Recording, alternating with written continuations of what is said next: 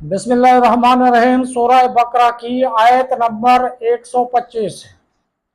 وَإِذْ جَعَلْنَا الْبَيْتَ مَثَابَةً لِلنَّاسِ وَأَمْنًا وَاتَّخِذُوا مِن مَّقَامِ إِبْرَاهِيمَ مُصَلًّى وَعَهِدْنَا إِلَىٰ إِبْرَاهِيمَ وَإِسْمَاعِيلَ أَن طَهِّرَا بَيْتِيَ لِلطَّائِفِينَ وَالْعَاكِفِينَ وَرُكَّعِ السُّجُودِ۔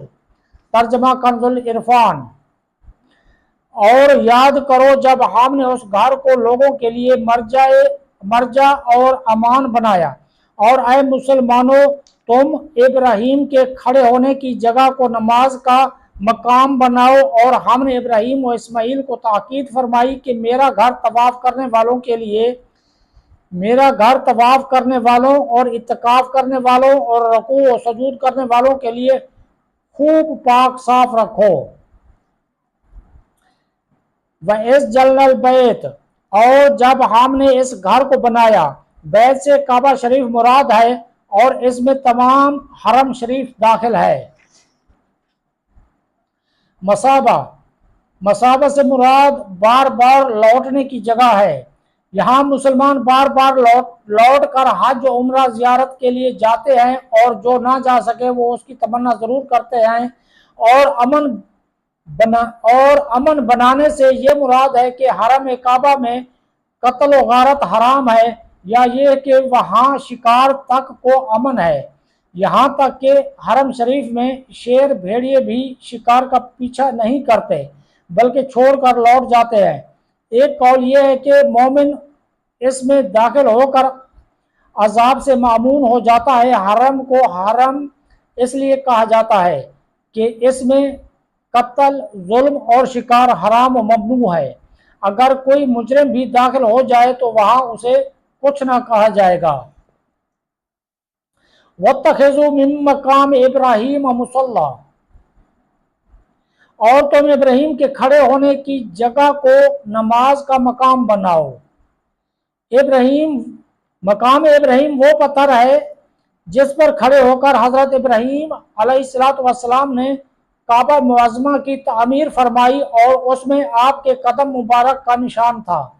اسے نماز کا مقام بنانا مستحب ہے۔ ایک قول یہ بھی ہے کہ اس نماز سے طواف کے بعد پڑھی جانے والی 2 واجب رکعتیں مراد ہیں۔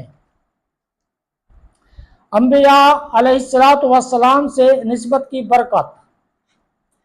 اس سے معلوم ہوا کہ جس پتھر کو نبی کی قدم بوسی حاصل ہو جائے وہ عظمت والا ہو جاتا ہے۔ یہ بھی معلوم ہوا کہ نبی علیہ السلام کی تعظیم و توحید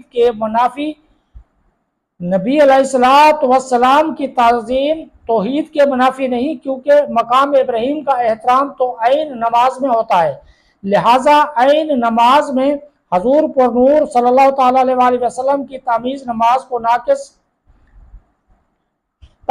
نماز کو ناقص نہیں کرے گی بلکہ کامل بنائے گی۔ یہ بھی معلوم ہوا کہ جب پتھر نبی علیہ السلام کے قدم لگنے سے عظمت والا ہو گیا تو حضور صلی اللہ تعالیٰ علیہ وسلم کی ازواج مطہرات، اہل بیت اور صحابہ کرام رضی اللہ تعالیٰ عنہم کی عظمت کا کیا کہنا۔ اس سے تبرکات کی عظمت کا بھی ثبوت ملتا ہے۔ بزرگان دین کے آثار و تبرکات کی تعظیم اور ان کی زیارت کے سلسلے میں تفصیل جاننے کے لیے فتاوی رضویہ کی 21ویں جلد میں موجود رسالہ بدر الانوار فی آداب الآثار کا تبرکات کے بارے میں مفید رسالہ کا مطالعہ فرمائیے۔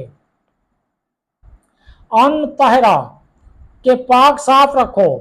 حضرت ابراہیم اور حضرت اسماعیل علیہ السلام کو بیت اللہ شریف کو پاک و صاف رکھنے کا حکم دیا گیا۔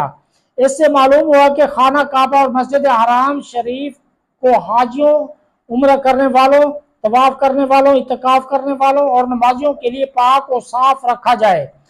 یہی حکم مسجدوں کو پاک و صاف رکھنے کا ہے، وہاں گندگی اور بدبودار چیز نہ لائی جائے، یہ سنت انبیاء ہے۔ یہ بھی معلوم ہوا کہ اعتکاف عبادت ہے اور گزشتہ امتوں میں رائج تھا۔ نیز پہلی امتوں کی نمازوں میں رکوع سجود دونوں تھے۔ یہ بھی معلوم ہوا کہ مسجدوں کا متولی ہونا چاہیے اور متولی صالح انسان اور مسجد کی صحیح خدمت کرنے والا ہو۔